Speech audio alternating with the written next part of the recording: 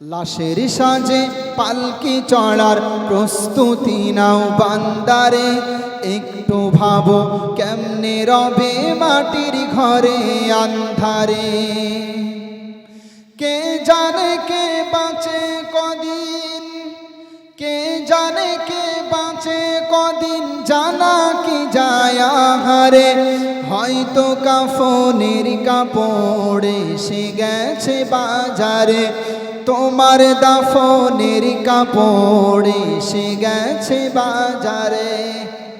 আপনি হয়তো জানেন না, আপনি কাশ্মীরে ঘুরতে যাবেন, আপনি দার্জিলিংয়ে ঘুরতে যাবেন, আপনি নামি দামি দোকানে গিয়েছেন কাপড় কেনার জন্য।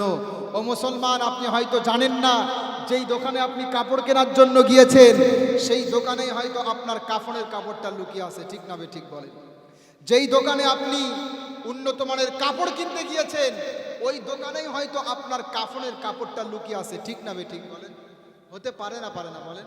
আপনার পাশের বাজারের নাম কি? সংগ্রামপুর। হতে পারে এই সংগ্রামপুর বাজারে আপনার কাফনের কাপড়টা চলে এসেছে। ঠিক না ঠিক বলেন? এটার নাম দুনিয়া। তাই তো বলছে, হয়তো কাফনের কাপড় এসে গেছে বাজারে, তোমার দাফনের কাপড় এসে গেছে বাজারে। তোমার লাগি মাটির কবর আছে অধীর অপেক্ষায়, বাঁশ বাগানে বাঁশের সারি নিত্য দুলে দুলে যায়।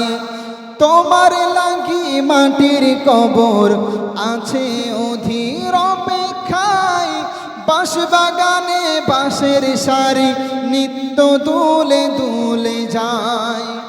হচ্ছে তৈরি হয়তো তোমার, হচ্ছে তৈরি হয়তো তোমার আতর লোবান সুরমারে।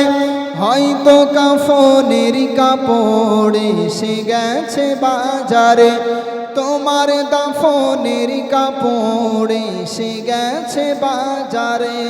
হতে পারে না বলেন? পারে তো?